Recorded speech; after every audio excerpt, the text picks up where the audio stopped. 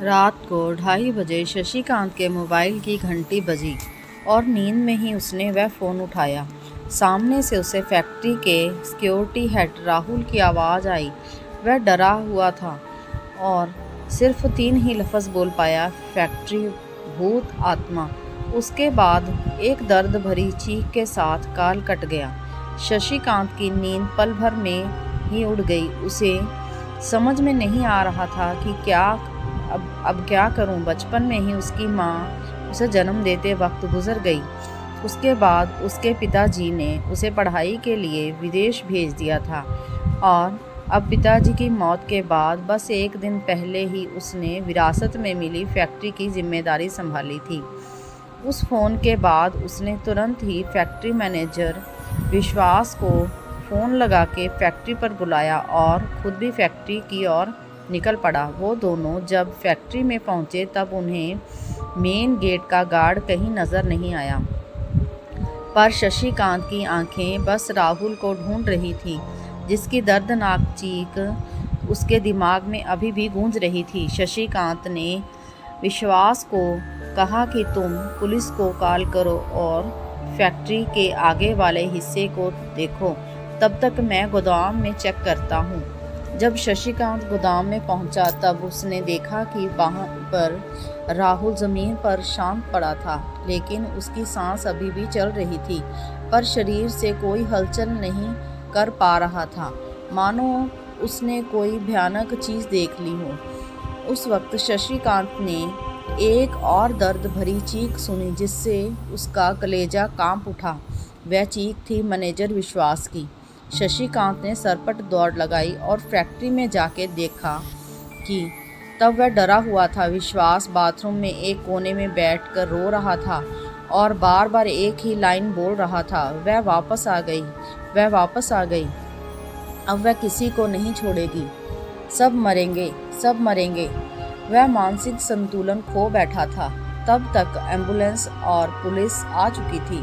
शशिकांत ने पुलिस आने के बाद उनको अपना बयान दिया और घर के लिए रवाना हो गया, पर जाते वक्त उसे एक बात महसूस हो रही थी कि वह अकेला नहीं है, कोई तो उसके साथ चल रहा है। वो जब कार के पास पहुंचा तब कार का एक दरवाज़ा खुला था। उसे अच्छी तरह से याद था कि उसने कार के सभी दरवाजे लॉक किए थे। शशिकांत को कार चलाते वक्त कार की पिछली सीट पर किसी के होने का एहसास होने लगा। उसी वक्त उसे पुलिस निरीक्षण का फ़ोन कॉल आया कि विश्वास एम्बुलेंस में ही रहस्यमय तरीके से दम घुटने से मौत हो गई है और राहुल ने भी होश में आने के बाद एम्बुलेंस में ही एक कांच के टुकड़े से खुद का गला काट लिया। इस तरह की एक के बाद एक मौत की खबरों से उसका सिर दर्द से फटा जा रहा था। शशिकांत घर पहुंचा। इतना सब देख के उसे नींद तो नहीं आने वाली थी, इसलिए वह लाइब्रेरी में बैठ के किताब पढ़ने लगा। उसे अचानक आसपास कुछ हलचल सी महसूस हुई। तभी उसे खिड़की से अंदर आने वाली चांद की खूबसूरत रोशनी में एक जानी पहचानी हसीन लड़की की परछाई नजर आई। शशिकांत को पता नहीं, पर उस परछाई से डर नहीं लग रहा था। वह लड़की बोली, कैसे हो शशि? शशिकांत हकलाते हुए बोला, कौन हो तुम और मेरा पीछा क्यों कर रही हो? मैंने तुम्हारा क्या बिगाड़ा है? वह बोली, वही हूँ जिसके साथ तुम्हारी बचपन की कुछ सुनहरी यादें हैं, जिसके साथ तुम स्कूल जाया करते थे, पूरा दिन हम साथ बिताया करते थे। क्या तुम मुझे भूल गए? फिर शशिकांत के जुबान पर उसका नाम आया, स्वाति। तुम? और तुम्हारी ये हालत किसने की?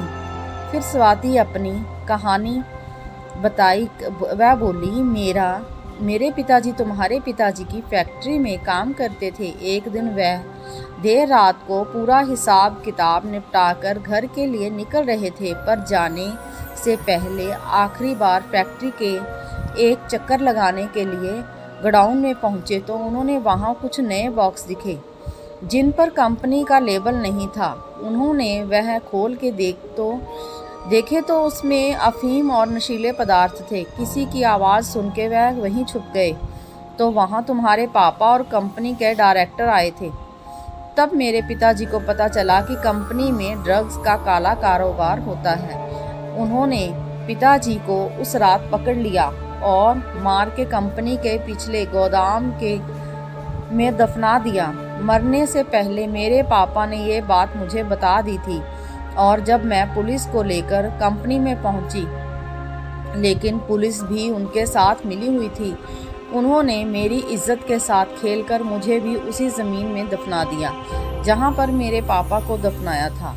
और आज मैंने और पिताजी ने सबको ख़त्म करके बदला पूरा कर लिया है, पर हमारी आत्मा को मुक्ति नहीं मिल सकती, क्योंकि मेरे 6 साल का छोटा भाई विशाल का इस दुनिया में अब कोई नहीं है। वो अनाथालय में दिन काट रहा है। इसलिए मैं मदद के लिए तुम्हारे पास आई हूँ, क्योंकि मैं जानती हूँ तुम एक अच्छे इंसान हो। शशिकांत ने कहा कि मैं मेरे पिताजी की गलती कभी सुधार नहीं सकता, पर हमारी बचपन की दोस्ती की खातिर मैं तुम्हारे छोटे भाई की जिम्मेदारी स्वीकार करता हूँ और तुम्हें वादा करता हूँ कि तुम्हारे भाई को पढ़ा लिखा कर एक अच्छा इंसान बनाऊँगा। उसके बाद स्वाति और उसके पिताजी की आत्मा को मुक्ति मिल गई। दूसरे ही दिन शशिकांत ने कंपनी के सारे गलत बिजनेस बंद करवा दिए और उस अनाथालय से विशाल को गोद ले लिया। आपको ये कहानी कैसी लगी कमेंट करके बताइएगा।